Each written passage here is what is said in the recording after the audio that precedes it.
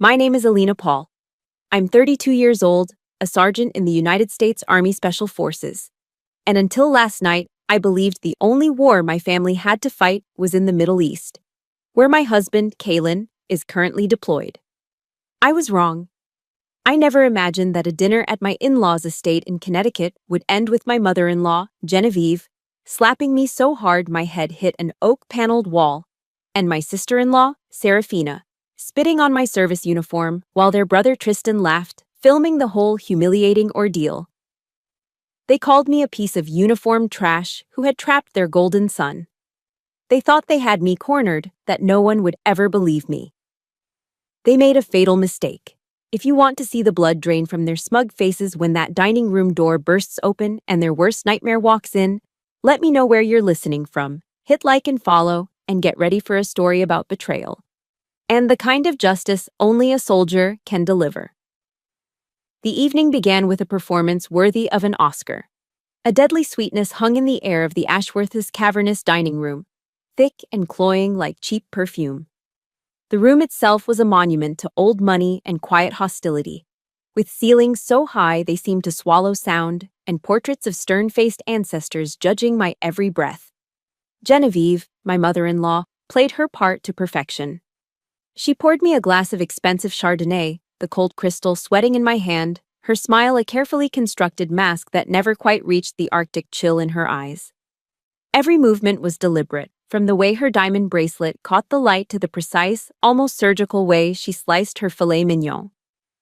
"We just really want to understand your world, dear," she cooed, her voice smooth as silk but with the underlying tension of a tripwire. It was a classic interrogation technique disguised as familial concern. Across the acres of polished mahogany, retired General Sterling Ashworth nodded slowly, his posture as rigid as if he were still in uniform. He made a grand sweeping comment about the bravery of soldiers, but his tone was condescending, like a man at a zoo observing a fascinating but lesser species. He spoke of grit and fortitude as if they were abstract concepts, not the lived, grinding reality of my life and my husband's. I knew this wasn't a peace summit. This was an enemy reconnaissance mission. They were probing my defenses, measuring my reactions, searching for a weakness to exploit. I remained quiet, answering their veiled questions with brief, polite, "Yes, sirs," and "No, ma'ams," playing the part of the docile prey. My training had taught me to read a room, to assess threats long before they materialized. The weight of the sterling silver fork felt foreign in my hand, a clumsy tool compared to the familiar balance of a weapon. What they didn't know was that I was doing the exact same thing they were, assessing their formation, their weapons, and their intent. My world, the one they claimed to want to understand, had taught me that the most dangerous battles are often the ones that begin in silence. In a room like this, words were bullets, and I was counting their ammunition. The charade finally crumbled when Serafina, Kalen's sister, let the first shot fly. She had been picking at her food, a bored, petulant expression on her face. She set her fork down with a delicate clink, a sound that cut through the oppressive quiet. She casually inspected her manicure, then looked up at me through her lashes, a slow, insolent gaze. "I just don't understand what Kalen sees in someone so rugged," she said, the word dripping with disdain.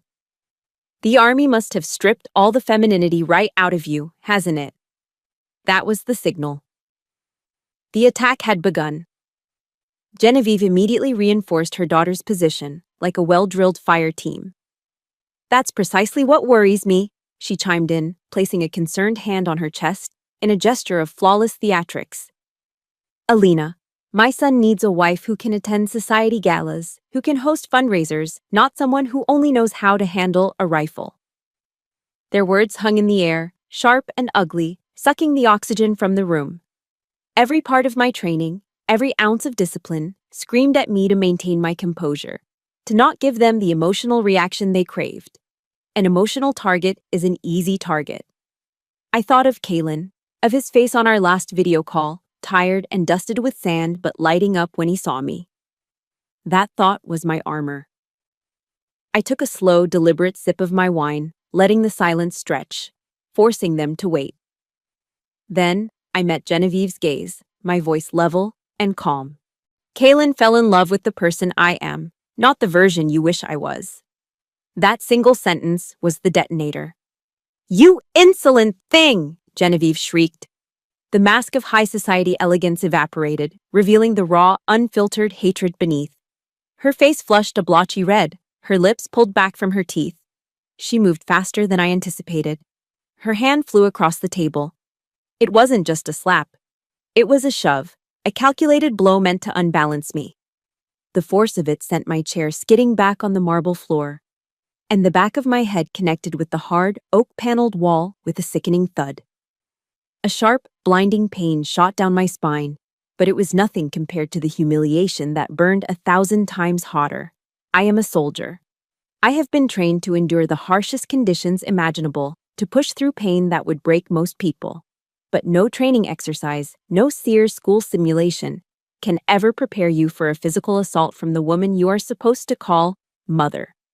It was a violation of a fundamental law of nature.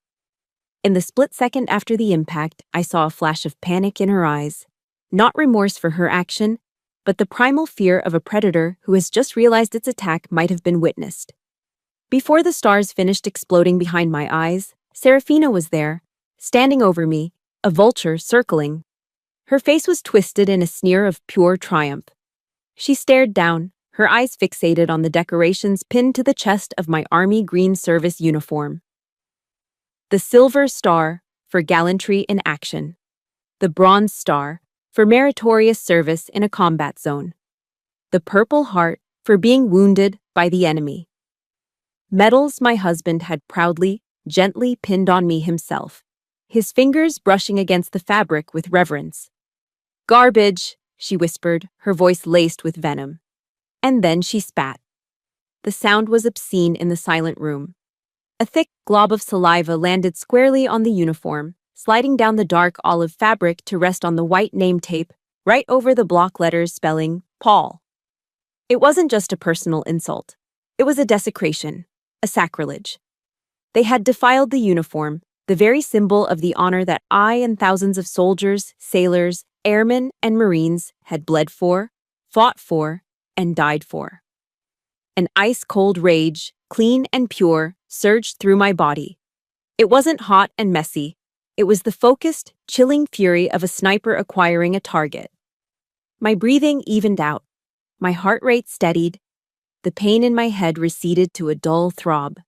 The world sharpened into crystal-clear focus.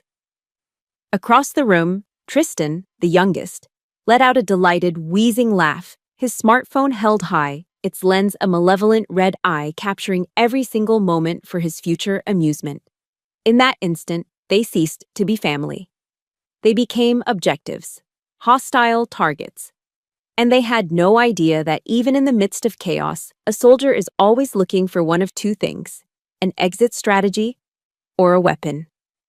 The chaos in the dining room seemed to fade to a dull, distant roar. The throbbing at the back of my skull became a steady, rhythmic drumbeat, but the cold, clear rage held me steady. My eyes, however, were locked on the ugly, glistening stain on my uniform. It was a focal point, an anchor in the storm of the present. And as I stared at that violation, that deliberate mark of defilement on the name Paul, my mind broke away from the battlefield of the present and retreated into the archives of the past, searching for the origins of this war I hadn't known I was fighting. The memory that surfaced first was one of pure, undiluted pride. I was standing in my childhood bedroom in our small house in Ohio, the scent of my mom's long-gone pot roast still seeming to linger in the floral wallpaper. The room was the same, but I was different. I was looking at myself in the full-length mirror my dad had mounted on the back of the door, and I was seeing a stranger I had worked my entire life to become. It was the day I was issued my Army Greens for the first time. I remembered the sheer weight of the serge wool on my shoulders, the satisfying rasp of the fabric as I moved. It wasn't just clothing, it was a mantle. Every crisp crease, every gleaming brass button, every precisely placed insignia was a testament to an oath I had taken. An oath of service, of sacrifice, and of honor. My father, a retired steelworker with hands as gnarled and strong as old oak roots, stood in the doorway. He was a man of few words, his emotions forged and tempered in the blast furnaces that had defined his life. But when he saw me, his daughter, reflected in that mirror, his quiet composure shattered. His eyes, the same clear blue as my own, welled up with tears that traced clean paths through the faint smudges of grease that never quite washed away. His voice was thick with an emotion I had rarely heard from him. "You're wearing the whole country now, Alina," he'd said, his hand briefly touching the American flag patch on my sleeve as if it were a holy relic. "Don't you ever forget what that means." Now, that same uniform, a symbol of my father's tears and a nation's trust, was soiled by the casual hatred of people who had never known a single day of honest labor or a single second of sacrifice for anyone but themselves. The contrast was a physical blow, as real and as painful as the one Genevieve had just dealt me. That memory triggered another, colder one. The first time Kaylin took me to Greenwich. The Ashworth estate wasn't a home. It was a fortress of wealth, imposing and utterly devoid of warmth. Manicured lawns rolled out like a sterile green carpet, and the house itself seemed to look down on the world with aristocratic disdain. Inside, it was a museum of uncomfortable furniture and unspoken rules. Genevieve had looked me up and down, her eyes performing a clinical assessment, as if I were a strange insect she'd found crawling on her marble floors. Serafina, oozing condescension, had asked me with a saccharine smile if I knew which fork to use for the salad course. Her question was a thinly veiled insult, a way of marking me as an outsider. Later that night, in the sterile guest room that felt more like a luxury prison cell, Kaylin had apologized, his face etched with a mixture of love and frustration. "Just give them time, Allie," he'd pleaded, his voice full of a desperate hope that I now recognized as tragic. "They'll see how incredible you are, I promise." And I believed him. I, a soldier trained to identify threats and assess hostile environments, had willingly walked into the most obvious ambush of my life. I was naive. I thought my patience, my sincerity, my unwavering love for their son could somehow erode the mountain of their prejudice. I foolishly believed our love was a powerful enough force to conquer anything. I had mistaken his love for a shield, when, in their eyes, it was the very thing that made me the target. The memories kept coming, each one another piece of the map of injustice, our wedding day. It wasn't in a grand Greenwich church with 1,000 guests. It was on a humid April afternoon in a stuffy, impersonal courtroom in Fayetteville, North Carolina. The air smelled of old paper and cheap disinfectant. Our only guests were our two best friends, a fellow sergeant and his wife, who stood as our witnesses. There was no flowing white gown, no towering cake, no string quartet. There was just Kaylin and me, both in our dress uniforms, standing before a justice of the peace. We made our vows, promising to be each other's battle buddy, in good times and in bad, for the rest of our lives. It was the most honest and real moment of my life. The Ashworths refused to come. They sent a courier with an expensive cream-colored card that felt cold to the touch. The message inside was even colder. "We wish you the best with your choice." Not our son's choice. Your choice. As if Kaylin had been a passive victim of my scheming. I saw the flicker of deep hurt in Kaylin's eyes before he masked it with a smile for my sake. He had chosen me over their expectations, over their dynasty, and for that, I'd been tried and found guilty. They would never, ever forgive me for it. The torrent of memories finally brought me to just a few days ago, to the last video call with Kaylin. His face was pixelated and shadowed, the connection lagging from halfway across the world. He looked exhausted, his jaw tight with the constant stress of deployment, a fine layer of Middle Eastern dust clinging to his skin. But the moment my face appeared on his screen, his eyes lit up with a love so pure and powerful, it felt like a physical presence, reaching through the thousands of miles between us. "Are you okay? Are they behaving?" he had asked, his voice rough with fatigue but sharp with concern. He knew them. He knew what they were capable of. And I lied. I looked into the eyes of the man I loved more than life itself, and I lied to protect him. "Everything's fine, honey. I can handle them," I'd said, forcing a cheerful smile. I didn't want to add the weight of his family's war to the burden of the one he was already fighting. I, a Special Forces sergeant, a soldier trained for unconventional warfare, thought I could handle this domestic front on my own. I had catastrophically underestimated the enemy. They didn't fight with rifles or explosives. Their weapon of choice was cruelty, a quiet and patient poison, and it was a weapon that could penetrate any armor. In the quiet aftermath of that night, the cold rage that had crystallized inside me didn't dissipate. It settled deep into my bones, becoming a silent, watchful companion. The map of past injustices was now laid bare, and with that clarity came a quiet, resolute acceptance of my reality. I was on my own. The life I had with Kalen was a world away from the one the Ashworths inhabited, and in his absence, I was a lone operator on a hostile front. The memories of their systemic cruelty became the foundation for a new kind of training regimen, one designed not for a foreign battlefield, but for survival in the Cold War they had been waging against me for years. The first test of that survival came with the holidays. I remember our first Christmas season as a married couple with a particular, chilling clarity. Kalen was on his second tour in Afghanistan. The Ashworths, I learned through a glossy society magazine someone had left at the base library, were hosting a lavish week-long holiday party at their ski chalet in Aspen. The accompanying photos showed them clinking champagne glasses, draped in cashmere, surrounded by dozens of smiling, wealthy friends. There was no photo of Kalen, no mention of the son and brother serving his country overseas, and there was certainly no invitation for his wife. I spent Christmas Eve alone in our small 2-bedroom apartment just off Post in Fayetteville. The air was thick with the silence of 100 other families missing someone. I ate a sad, single-serving frozen turkey dinner, the kind that comes in a black plastic tray, and watched Jimmy Stewart find his will to live again in It's a Wonderful Life.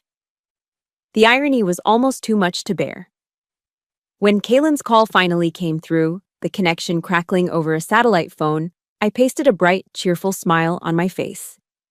"We're having a great time," I lied, the words tasting like ash. "My friend Sarah has her whole family in town. Her mom made a huge honey-baked ham." I painted a vivid picture of a warm, bustling home I wasn't in because I couldn't bear to spoil his one moment of peace with the truth, that his family had made me invisible, that the loneliness I felt in that quiet apartment was colder and deeper than any December snow blanketing the mountains of Connecticut. Their campaign of isolation wasn't just social, it was strategic. A few months later, my old Jeep Wrangler, a vehicle that had seen more mud than pavement, finally gave up. The transmission was shot. The quote from the mechanic was a staggering number, far more than I had in my savings. Somehow, Genevieve found out. She called me, her voice dripping with a synthetic sweetness that set my teeth on edge. "Alina, darling, I heard about your car trouble," she purred. "Don't you worry your pretty little head. I'll wire you the money. Just consider it a little gift from me to you." I held the phone, my knuckles white. I knew what it was. It wasn't a gift. It was a leash. It was a chain she could use to pull me, to control me, to make me indebted to her. She wanted me to need her because needing her meant she owned a piece of me.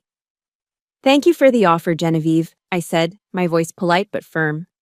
"But I have it handled." I hung up before she could protest. That month, I picked up weekend shifts at a local dive bar just outside the base, the kind of place with sticky floors and the lingering smell of stale beer.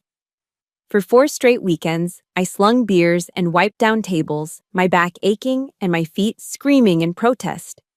I'd get home long after midnight, my hands smelling of bleach and fried food. But at the end of the month, I walked into that mechanic's shop and paid for the repairs in cash. My hands were raw and calloused, but my self-respect was intact.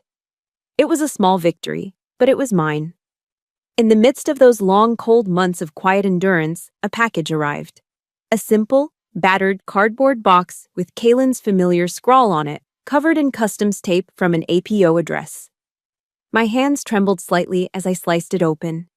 Inside, nestled in crumpled newspaper, was a silk scarf, the most brilliant shade of cerulean blue I'd ever seen, soft and impossibly warm to the touch. Tucked inside was a handwritten letter on a creased piece of paper. Bought this in a market near the base, he wrote. The old man who sold it to me said this blue is the color of hope. I'm sending all of my hope to you, Ali. Stay warm.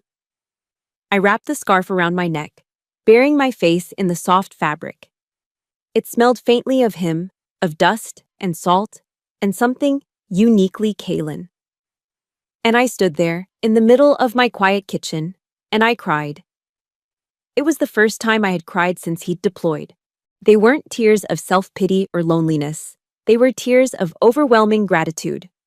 I was crying because I was loved, fiercely, unconditionally.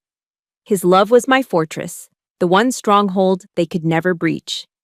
Instead of letting their isolation break me, I turned it into a crucible. I began to treat my life not as a waiting period, but as a training ground. Every morning before the sun rose, I would run 10 miles. The cold North Carolina air burning my lungs, pushing my body to its absolute limit so my mind had no room for despair. I spent hours at the shooting range, the precise, methodical focus on the target clearing my head of the toxic noise of the Ashworths. The sharp crack of the rifle, the recoil against my shoulder. It was a form of therapy. I read everything I could get my hands on. Books on military strategy, on psychology, on the leadership tactics of great figures who had faced down impossible odds. I wasn't just staying in shape for my next deployment. I was, without fully realizing it, forging the weapons I would need for the war that was already here, on my own soil.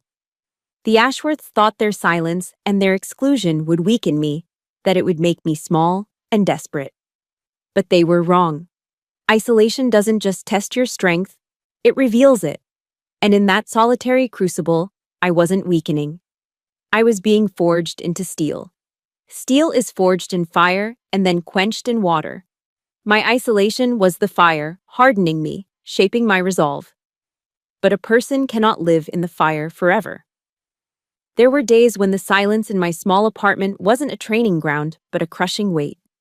Days when the four walls felt like they were closing in, and the only company I had was the ghost of my husband's presence.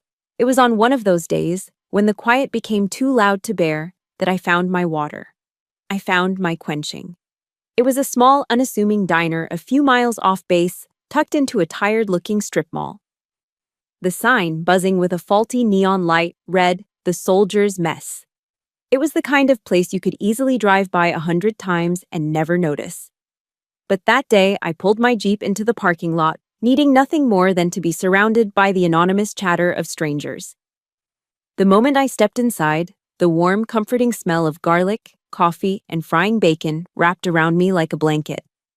The place was run by a woman who seemed to be a permanent fixture behind the counter.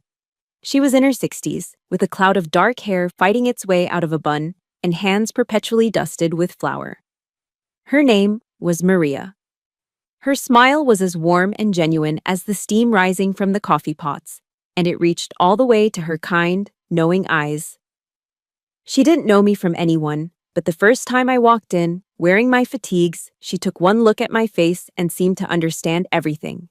She simply wiped her hands on her apron, pointed to a worn-out booth in the corner, and said in a voice that was both gravelly and melodic, "You look tired, honey. Sit. I'll make you some lasagna." I didn't have the energy to argue. I just slid into the booth and sat there in silence as she brought me a heaping plate of the best lasagna I had ever tasted, rich with cheese and a sauce that tasted like it had been simmering for generations. I ate slowly, and for the first time in months, I felt something other than loneliness or anger. For the first time, I felt like I was home. That diner became my safe house, my forward operating base in the war of attrition against my own solitude. Maria never once asked me about my in-laws. She never pried into my life or Kaylin's deployment. But she knew. A woman whose own husband, a command sergeant major, had been killed by a roadside bomb in Iraq. She had a sixth sense for the invisible wounds soldiers and their families carry. Sometimes I'd just sit at the counter, nursing a cup of black coffee, and she'd work in comfortable silence, only pausing to place a plate with a warm cannoli in front of me.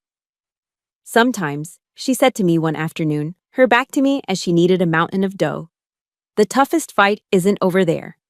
It's right here." She tapped her chest with a floured hand. "But you're a fighter, Bambina. I can see it in your eyes. That simple validation, that quiet acknowledgement from a near stranger, meant more to me than any hollow compliment General Sterling had ever uttered.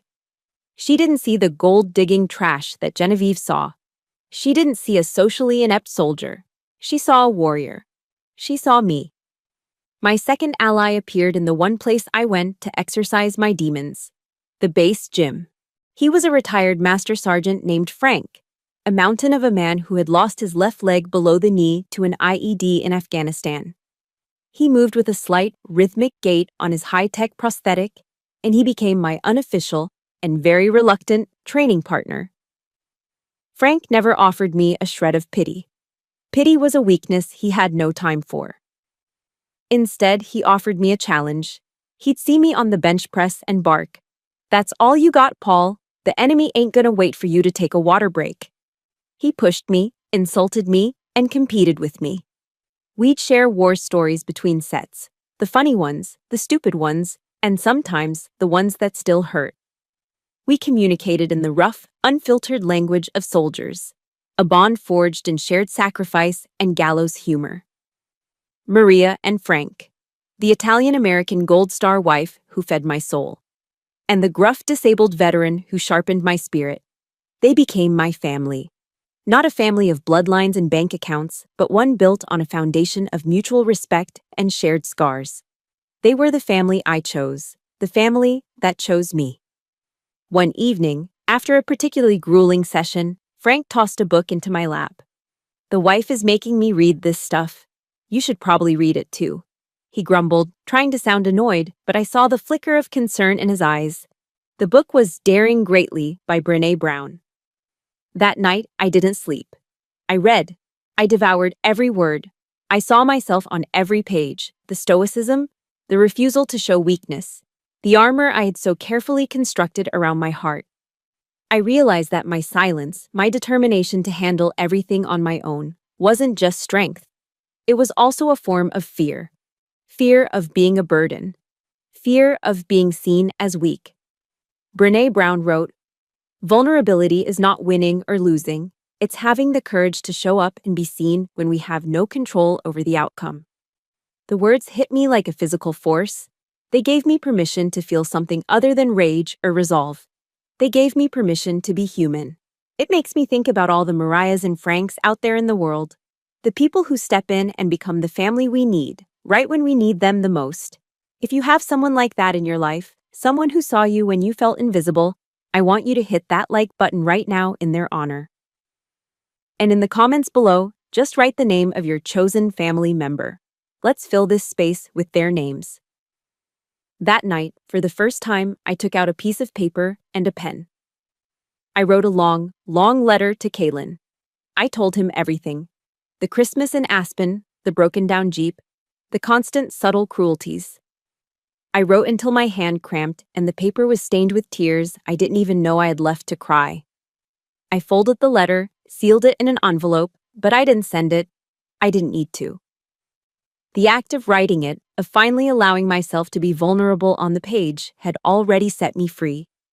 It was my own declaration of courage, my first step in daring greatly.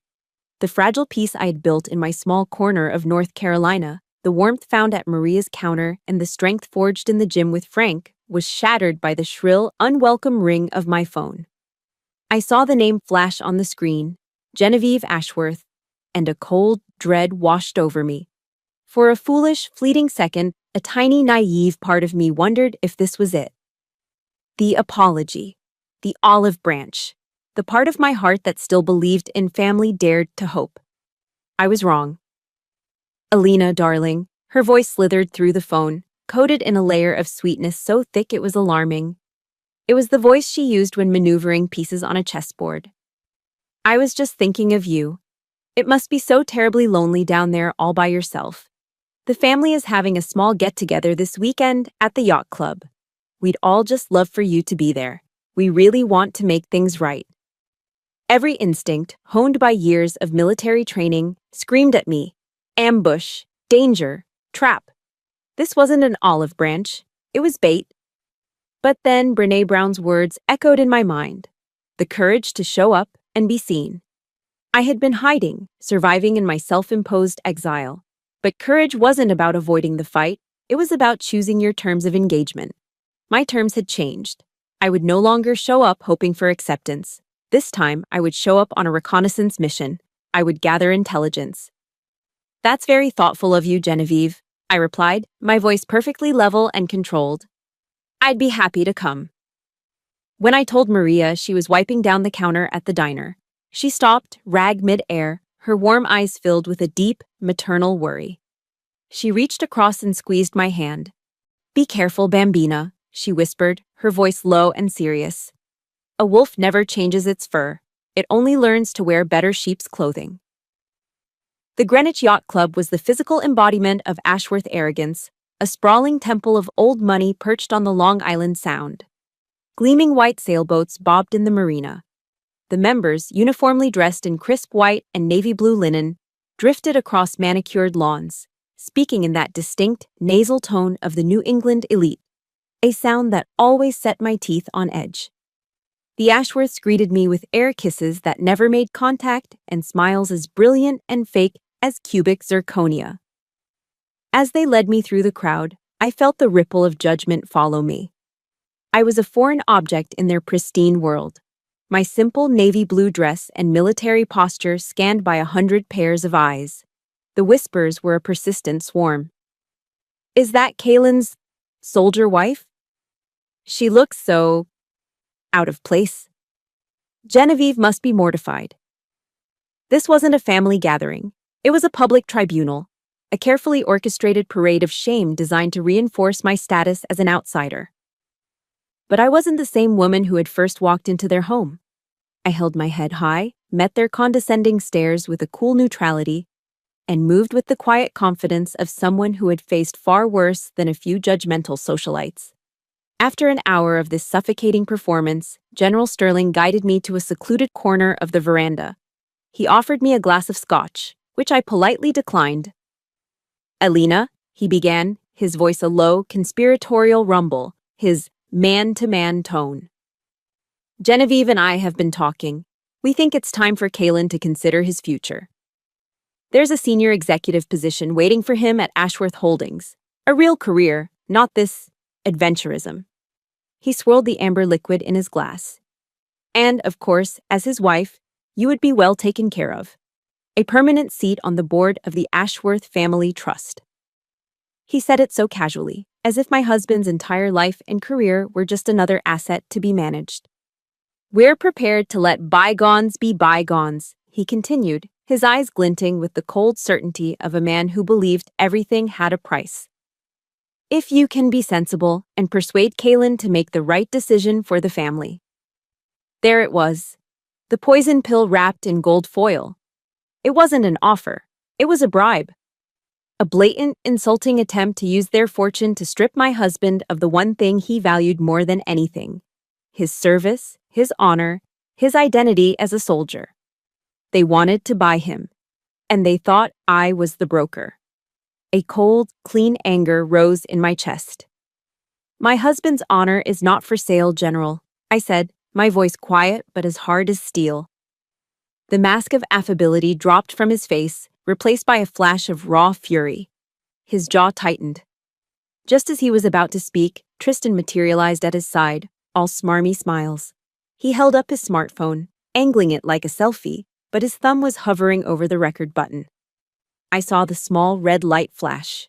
Wow, that's so ungrateful, Alina, Tristan said, his voice just loud enough for the nearby cluster of Sterling's friends to hear. My family is extending an olive branch, and you just slap it away. In that instant, the entire operation became crystal clear. The sweet phone call, the public gathering, the poisonous offer. It was a coordinated attack. They were baiting me into an emotional outburst that Tristan could capture on video, to be edited and twisted into a narrative of the unstable, aggressive, working-class shrew who couldn't appreciate their generosity.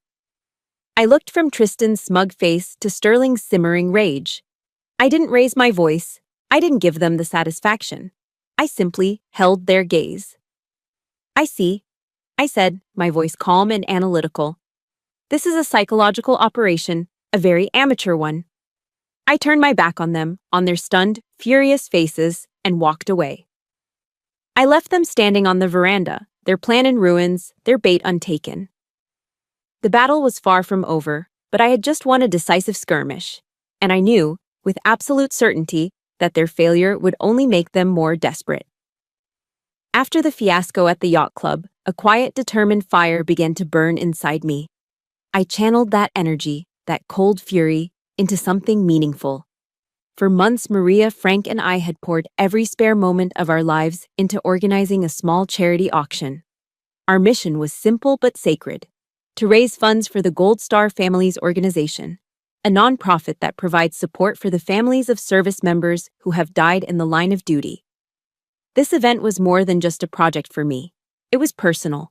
It was a tribute. We were dedicating the auction to the memory of Sergeant David "Davy" Jones, Kaylin's best friend, his brother-in-arms, who had been killed in action 2 years ago.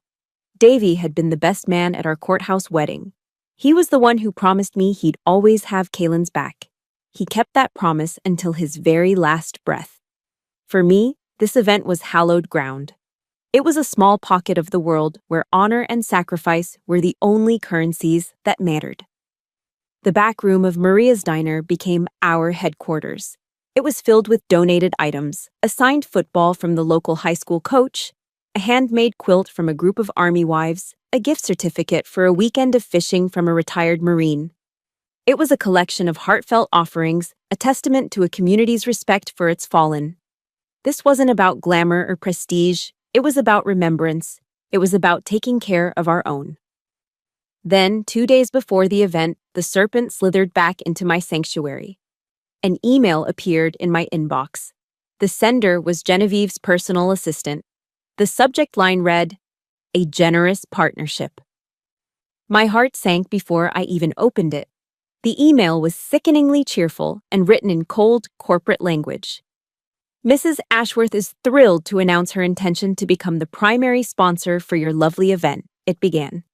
She has already arranged for the Ashworth Holdings corporate logo to be prominently displayed on the main stage banner and in all event materials. A public relations team will also be on site to document the family's generous contribution for media distribution. I had to read it 3 times. My vision blurred. The words swam on the screen, but their meaning was brutally clear. They weren't offering to help. They were staging a hostile takeover. They wanted to plaster their tainted corporate logo over Davy's memory. They intended to use the profound grief of military families as a backdrop for a PR stunt, a cheap photo op to whitewash their public image. They were trying to buy their way into a world of honor they could never understand, and in doing so, they were desecrating it. They wanted to spit on something else I held sacred. That was it. The last line had been crossed. The carefully constructed dam of my restraint, which had held back years of slights, insults, and cruelty, finally broke. I didn't call. I didn't text. I got in my Jeep and drove. The 2-hour drive to Greenwich was a blur. I didn't hear the music on the radio. I didn't see the fall foliage of the Connecticut countryside. All I saw was red. A cold, focused, tactical rage settled over me.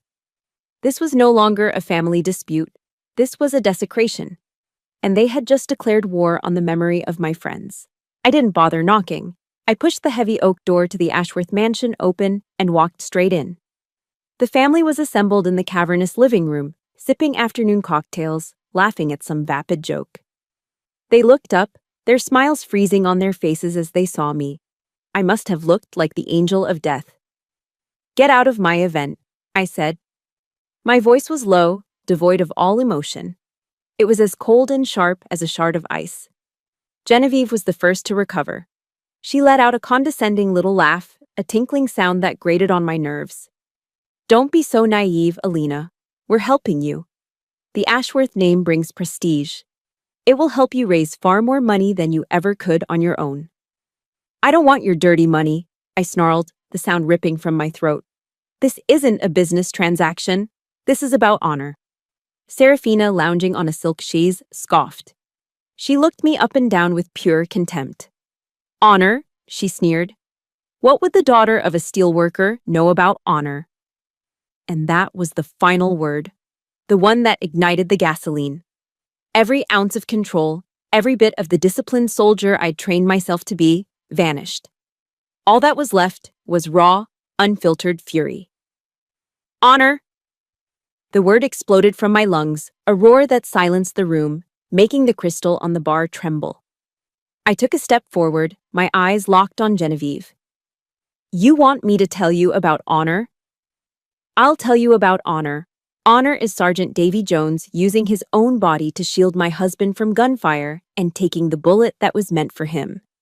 Honor is my father working 3 shifts in a steel mill with blistered hands so that I could have a chance to go to college. Honor is the flag they drape over a coffin and the tears of a mother who will never see her son again. Honor is everything you will never be, and it is the one thing your money can never, ever buy. My voice was shaking, but not from weakness. It was shaking with the force of every injustice, every insult, every moment of condescension I had ever endured from them. I pointed a trembling finger straight at Genevieve's shocked, pale face. You have made a fatal mistake, I said, my voice dropping back to a lethal whisper. You have stepped onto my battlefield, and I swear to you, from this moment on, my silence is over. The war has begun. I turned on my heel, my back straight, leaving them frozen in a stunned tableau of their own making. As I walked out that door, I knew what I had to do. I wasn't just going to protect myself anymore. I was going to dismantle them. There are some things in life that are sacred. Family, love, and for many of us, the honor of those who serve and sacrifice. They crossed a line that should never have been crossed. If you believe in defending that kind of honor, hit the like button for every soldier like Davy Jones. And in the comments, I just want you to write one single word that the Ashworths will never understand. Honor. I knew they had underestimated me before, but now they had no idea of the enemy they had just created. The drive back to Fayetteville from Greenwich was a silent, 2-hour blur of highway lights and simmering focus. The explosive rage that had erupted in the Ashworths' living room had cooled, crystallizing into something far more dangerous. Cold, clear, tactical certainty. My emotions had been a liability. Now they were fuel. The war had been declared. So what was my first move? In every military operation, the first step is to secure your base and assemble your assets. My apartment, paid for by a trust controlled by the Ashworths, was compromised territory. So I didn't go home. I went to the one place I knew was safe.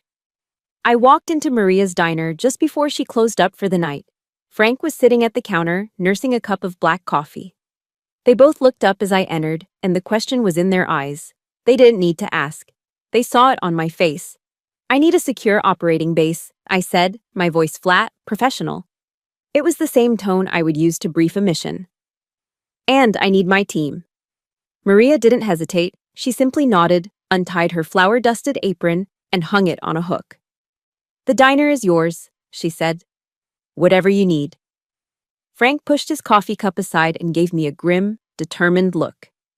Just give us our orders, Sergeant. With my command center established, it was time to call in my specialists. I didn't call a lawyer first. That was a conventional weapon for a conventional fight. This was something else.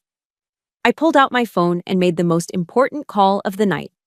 It rang twice before a familiar, slightly nerdy voice answered. Talk to me, he said. Hey, wizard, I replied, a small smile touching my lips for the first time that day. It's Ali. I need you to do some of your magic for me. Wizard, Sergeant Marcus Thorne, was a legend in the signal intelligence community. We had served together on a deployment years ago. He was the guy who could pull a ghost out of a machine. I gave him a brief, unembellished summary of the situation. He didn't ask for details. He didn't question my motives. The only thing he asked was, "Are you safe?" "I am," I confirmed. "Good. Send me the IP address for their main network. Consider it done, Ali." He hung up. That was the beauty of the Brotherhood of Soldiers. Loyalty is the default setting. It doesn't need to be earned twice. A few hours later, as the three of us sat in the small, cluttered back office of the diner, surrounded by boxes of pasta and canned tomatoes, my laptop pinged. an encrypted link from Wizard. I clicked it, entered the password he'd sent, and began the download. It was a massive file, terabytes of data. "What is it?" Maria asked, peering over my shoulder. "The ammunition," I replied. It was everything. Footage from every security camera inside and outside the Ashworth mansion, going back 6 months. For the next several hours, Frank and I sat in silence, the only sound the hum of the old refrigerator and the click of the mouse as I navigated through the video files. Maria kept us supplied with fresh coffee. It was worse than I could have imagined. We watched a highlight reel of their contempt. We saw Genevieve on the phone with one of her friends, mocking my Ohio accent. We saw Serafina finding the small, thoughtful Christmas gift I had left for her, a first edition of her favorite book I'd hunted down in an old bookstore, and tossing it directly into a trash can with a look of disgust. We saw General Sterling, on the veranda with a colleague, referring to his son's marriage as a temporary embarrassment. And then, we found the footage from that night. The night of the ambush. It was all there, captured in high definition from 3 different angles. The slap, the spit hitting my uniform, Tristan's gleeful laugh, the cold, cruel words, the conspiracy. Frank, a man who had seen the worst of humanity on the battlefield, let out a slow, heavy breath. He shook his head, his eyes fixed on the screen. "Jesus, kid," he whispered, his voice thick with disgust. "This isn't a family. It's a goddamn crime syndicate." Seeing the raw, undeniable proof was like pouring salt on a wound, but it was also clarifying. It burned away any lingering doubt, any shred of sentimentality. It solidified my resolve into something unbreakable. I took a large sheet of butcher paper from a roll Maria used for table coverings and spread it across the table. In the center, I wrote the mission objective: target, justice, and boundaries. From that central point, I began to map out my war. My plan would advance on 3 fronts. The first was legal. I needed a lawyer, but not just any lawyer. I needed someone who specialized in domestic abuse and harassment cases, and preferably, a veteran. Someone who understood the language of honor and wouldn't be intimidated by the Ashworth name or their high-priced legal team. The second front was information warfare. My strategy here was simple. Go dark. Maintain absolute silence and let them make the first move. They had Tristan's edited video. They thought it was their ace in the hole. My unedited, multi-angle footage wasn't just a weapon, it was a tactical nuke, to be deployed only when it would cause maximum strategic damage. Sun Tzu's words, which I'd scribbled on a sticky note and stuck to my bathroom mirror years ago, came to mind. Know your enemy and know yourself, and you will not be imperiled in 100 battles. The third and most critical front was personal. I had to inform Kalen. He deserved to hear the unvarnished truth directly from me, not through the twisted lies of his family. I knew a phone call was too risky and too emotional. He was in a hostile environment. He needed to be focused on his mission, not on a war back home. So, I opened my encrypted email client and composed a message to his secure address. I wrote it like a situation report, concise, factual, and to the point. I told him the situation on the home front had escalated, that hostile actions were taken by his family, and that I had secured evidence and was proceeding with countermeasures. I assured him my personal security was guaranteed and told him to remain focused on his mission. I ended it with, "I love you, over and out." I hit send. There was no part of me that worried he wouldn't understand. We were more than husband and wife, we were teammates. He would trust my judgment. He would trust that I had the situation under control. This was my fight to start, but I knew, with every fiber of my being, that he would be there to help me finish it. The Ashworths, cornered and panicked, made a classic tactical error. They underestimated their enemy. My silence wasn't weakness, it was discipline. It was the calm before the storm. And they, in their arrogance, walked right into it. 2 days after my visit, my lawyer, a retired Marine colonel named Jackson, who had the calm, predatory stillness of a sniper, forwarded me an email he'd received. The Ashworths were calling a press conference at the Manhattan office of their high-powered law firm. Wizard, my friend from Signal Intelligence, had already worked his magic. He sent me an encrypted file containing the press conference's guest list and talking points. It was exactly as I'd predicted. They had invited a handful of sympathetic journalists and were preparing to paint me as an unstable, gold-digging aggressor. The centerpiece of their presentation would be Tristan's carefully edited video, designed to show me as the unhinged villain. Wizard sent a follow-up message. "They're planning a public execution, Allie. Be careful." I typed back a short reply. "They're not preparing for my execution, Wiz. They're setting my stage." On the day of the press conference, Colonel Jackson and I arrived at the sleek, soulless skyscraper in Midtown Manhattan. We didn't go inside. We waited in the black town car parked across the street, watching the curated list of reporters file into the building. From my vantage point, I could see the conference room through the large plate glass windows, a stage, a podium, and a large screen behind it. My battlefield. "Are you ready for this, Sergeant?" Jackson asked, his voice a low rumble. He hadn't flinched once when I showed him the unedited videos. He'd simply nodded and said, "Good. Now we have them." "Yes, sir," I said, my heart beating a steady, rhythmic drum against my ribs. "The operation is a go." We watched as the Ashworth clan took their places. Genevieve, dressed in morning black Chanel, dabbed at her dry eyes with a silk handkerchief. General Sterling stood stiffly beside her, the very picture of a patriarch wronged.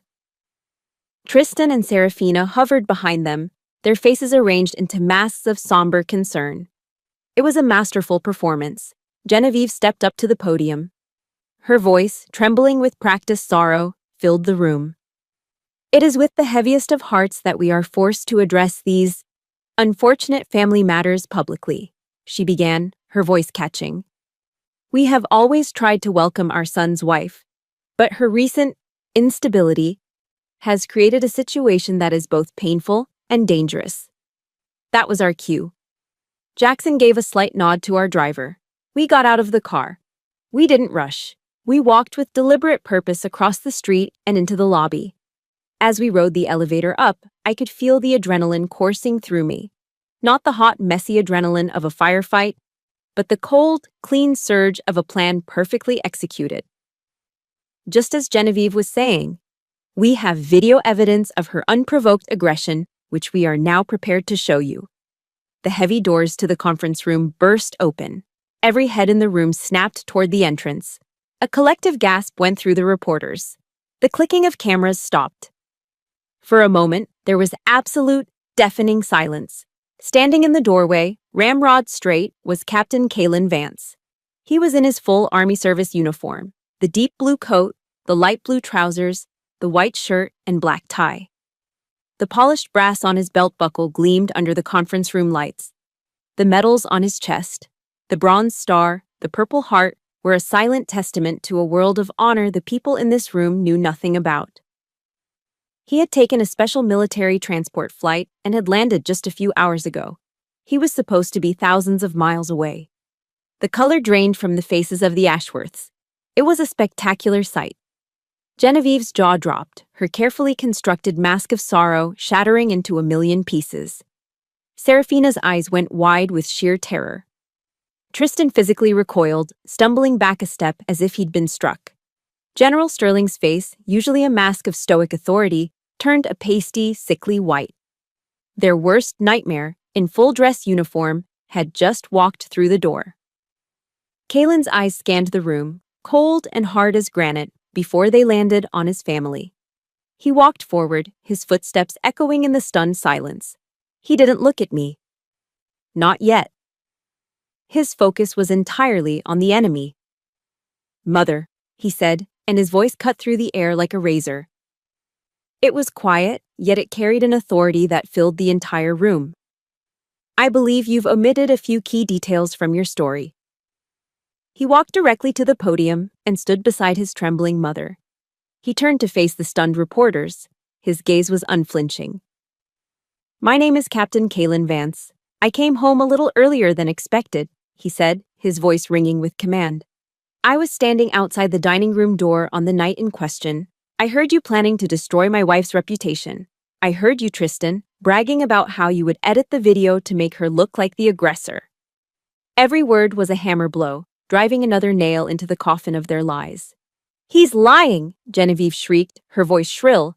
He's suffering from PTSD. He doesn't know what he's saying. General Sterling found his voice and bellowed, My son is unwell. This is a private matter. The reporters erupted into a frenzy of questions. Kalen held up a hand and the room fell silent again. He looked at his father, a flicker of something, pity perhaps, in his eyes. Then it was gone, replaced by icy resolve. Perhaps, Kalen said, his voice dropping to a dangerously calm level. We should review the complete, unedited events of that evening, just to clear things up. He gave a slight nod in our direction. That was Jackson's cue. The colonel, moving with an old soldier's economy of motion, strode to the front of the room, pulled a small USB drive from his pocket, and plugged it into the laptop connected to the projector. The massive screen behind the Ashworths, which had been displaying the logo of their law firm, flickered and then came to life. It was the security camera footage, uncut, unedited, from 3 different angles. The entire room held its breath. They watched the slap. They saw Serafina's sneer as she leaned in. They witnessed the disgusting act of her spitting on my uniform. They heard every cruel, calculated word, every threat, every shriek of hatred. The clicking of the cameras started again, this time a furious, non-stop fusillade, like machine gun fire. The reporters' faces were a mixture of shock and predatory glee. They knew this was the story of a lifetime. Genevieve made a small choking sound and crumpled into her chair, her face in her hands. Serafina covered her face, turning away from the screen as if she could hide from her own vile actions. Tristan, the brave little filmmaker, looked like a cornered rat, his eyes darting around the room, searching for an escape that didn't exist. The video ended. Kalen walked away from the podium. He walked directly to me. He ignored the reporters, ignored his shattered family. He took my hand, his grip firm and steady. Then he turned to face the podium one last time, his voice ringing out clear and true for everyone to hear. She is my family, he declared, his eyes locking with his father's. And you just declared war on both of us. Victory isn't a single, explosive moment. It's a shockwave. What happened in that Manhattan conference room wasn't the end of the war. It was the detonation. In the days that followed, Kalen and I found ourselves at the epicenter of the fallout. The story exploded. It wasn't just the mainstream news, which delighted in the takedown of a powerful, old-money family. It was our world that reacted with the most force. Task and Purpose and the Military Times, respected publications read by everyone in uniform, ran the story with blistering headlines. The disgrace in Greenwich. Ashworth patriarch humiliates Green Beret daughter-in-law. The unedited video was everywhere.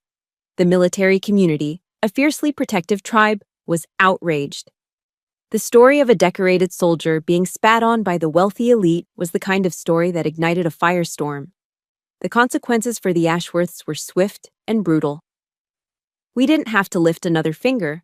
The machine of public opinion, once set in motion, did the work for us. General Sterling was forced to resign from the boards of 3 different defense contractors.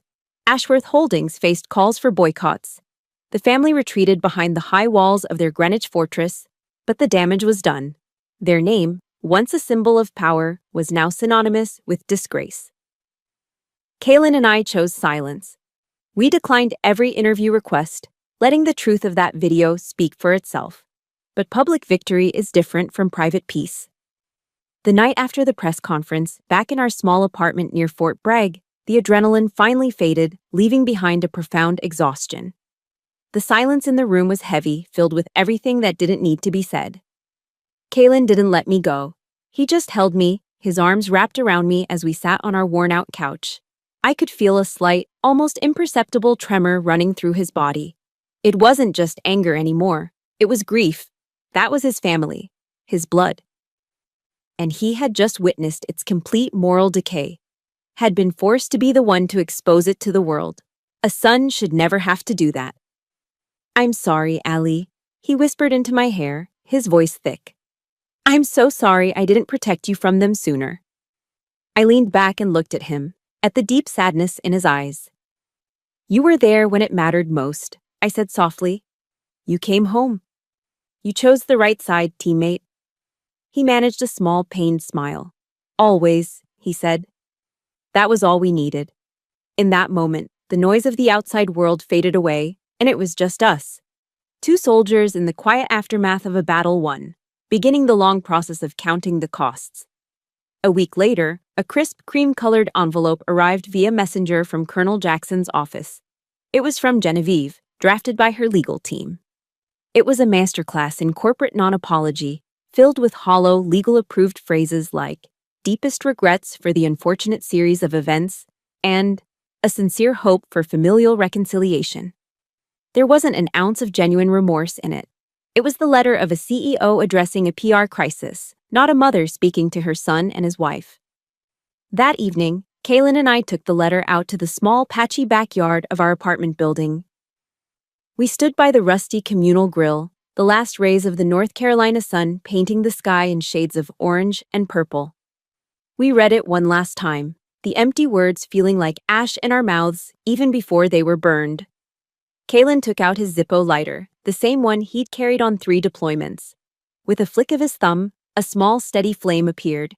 He held it to the corner of the expensive paper. We watched as the fire caught, curling the edges, turning the carefully crafted lies black. The flames consumed deepest regrets and devoured hope for reconciliation until there was nothing left but a fragile, glowing skeleton of ash. "There's no going back," Kaylin said, his voice quiet but resolute. The last of the embers floated up into the twilight and disappeared. "We build our own family, Ali, starting now." He was right. The final step was to make that separation official, to turn our emotional boundary into a legal fortress. Colonel Jackson drafted the settlement agreement. The terms were non-negotiable. The Ashworths were to issue a formal public apology drafted by us. They were to make a substantial 7-figure donation to the Gold Star family's charity we had organized the fundraiser for. And the most important term, a permanent, legally binding, no-contact order. Any attempt to contact us, directly or indirectly, would be considered harassment and would trigger severe legal penalties. They signed it without a fight. They had no other choice. We had established a demilitarized zone around our lives, a line they could never cross again. In the quiet days that followed, I thought a lot about forgiveness. There's a passage in the Bible, in Matthew, about forgiving someone 70 times, 7 times. I used to think that meant you always had to let the person back into your life. I don't believe that anymore. I forgave them. Not because they deserved it. Not because they asked for it. I forgave them because I deserved peace. Holding on to that much hatred is like carrying a rucksack full of stones on a 20-mile march. It only weighs you down. My forgiveness was me letting go of the weight of my hatred, not me opening the door for them to come back in. Some doors need to stay closed.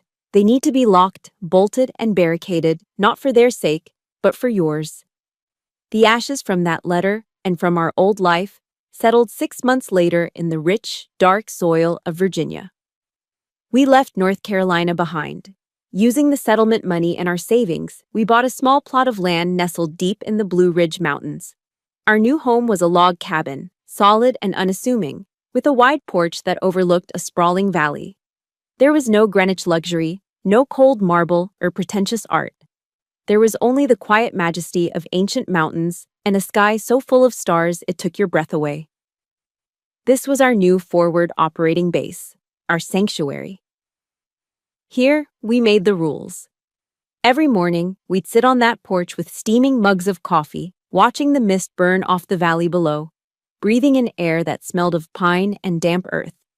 It was a kind of peace I'd never known, a quiet so profound it felt like it could heal wounds you didn't even know you had. The ghosts of the Ashworths couldn't reach us here. Their world of poisonous whispers and calculated cruelty simply couldn't exist in a place like this. Kaylin, true to his word, continued to serve, but in a new capacity. He took a position as a lead instructor at a nearby training academy, shaping the next generation of soldiers. His war was over, His new mission was to pass on his wisdom. And I, after many long nights spent staring at that starry sky, found my new mission too. I started a nonprofit organization, a small project that grew from the deepest parts of my own scars. I called it the Vanguard Project. We run intensive survival and resilience retreats exclusively for female service members. On our land, in the heart of these mountains, I teach them the skills that saved me. I teach them how to navigate by the stars when all their equipment has failed. I teach them how to build a fire in the pouring rain when they're cold and exhausted.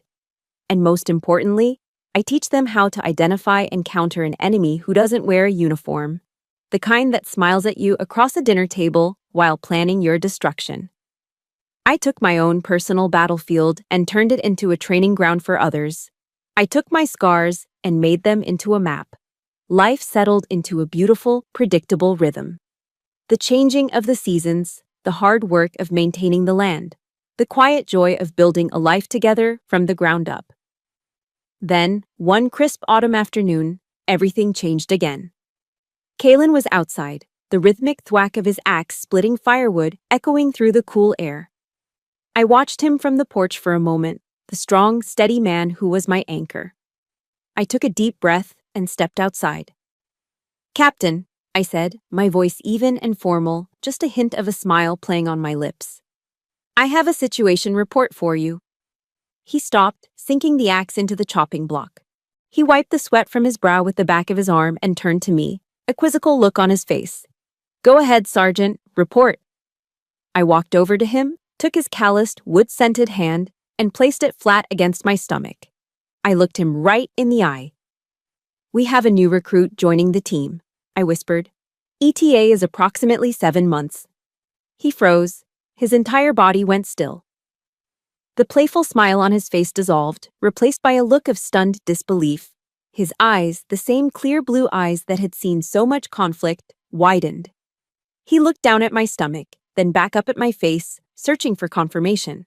I just nodded, a tear escaping and tracing a path down my cheek. And then, Captain Kalen Vance, the hardened Green Beret who had faced down enemies in the mountains of Afghanistan, did something I had never seen him do before. He dropped to his knees in the dirt and the wood chips.